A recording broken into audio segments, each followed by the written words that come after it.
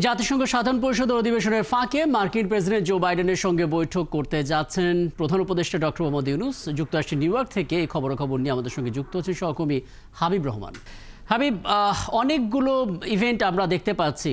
শুরুতে একটু বলবেন ডক্টর মোহাম্মদ ইউনূসের সঙ্গে জো বাইডেনের যে বৈঠক সেটা কখন হবে এবং কে কে থাকবেন সেই বৈঠকে, আলোচনায় কোন কোন বিষয় গুরুত্ব পাবে এবং এটার পাশাপাশি আর কি কি কর্মকাণ্ড আছে তালিকা ধরে যদি একটু জানাতেন আমাদেরকে। হাবিব।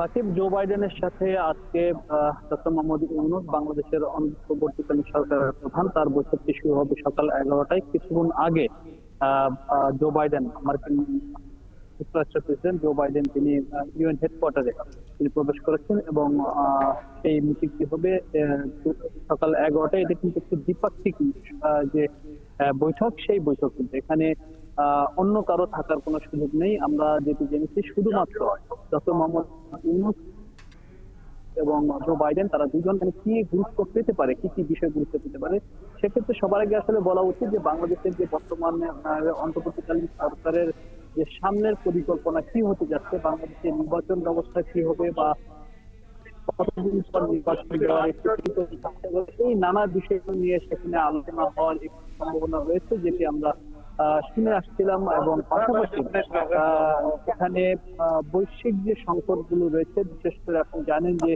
জলবায়ু সংকট রয়েছে, সেই জলবায়ু সংকট মোকাবেলার ক্ষেত্রে বা অর্থ পাওয়ার ক্ষেত্রে বাংলাদেশের অন্যান্য দেশগুলো কি ভূমিকা রাখতে পারে, সেই বিষয়গুলো হয়তো কথা বলার বিষয় রয়েছে। এছাড়া আরেকটি বিষয় রয়েছে, সেটি হলো যে আপনি জানেন যে বাংলাদেশের সাথে যুক্তরাষ্ট্রের বড় একটি গার্মেন্ট শিল্পের ব্যবসা রয়েছে, সেটি কিভাবে জিএসপির সুবিধা পাওয়া যায়, যেটি এখন বন্ধ রয়েছে, সেই সুবিধা কিভাবে পাওয়া যায় সেই বিষয়গুলো নিয়ে কথা হওয়ার সম্ভাবনা রয়েছে।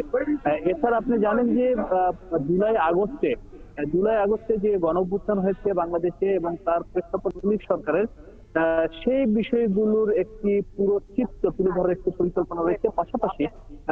পাশাপাশি আপনি জানেন যে আওয়ামী লীগের 16 বছরের যে ক্ষমতা, সেই ক্ষমতায় কি ধরনের ব্যবস্থাপনা ছিল বাংলাদেশে, সেই বিষয়গুলো নিয়েও কিন্তু আলোচনার একটি সম্ভাবনা রয়েছে, যেটি আমরা জানতে পেরেছি। সবকিছু মিলে আসলে এই অবস্থায় এছাড়া অন্যান্য বেশ কিছু বিষয় আসলে জড়িত রয়েছে যেগুলো নিয়ে কথা হবে। এবং আপনি বললেন যে স্থানীয় সময় সকাল 11টা বাজে, নিশ্চয়ই আপনি নজর রাখছেন, আপনার কাছ থেকে সেই বৈঠকের আপডেট পরবর্তীতে আমরা জেনে যেতে পারবো। সহকর্মী হাবিব রহমান জাতিসংঘ 79তম যে কাউন্সিল সেটা কভার করছেন, নিউ ইয়র্কে আছেন, সেখান থেকে আমাদের সঙ্গে যুক্ত হয়েছিলেন।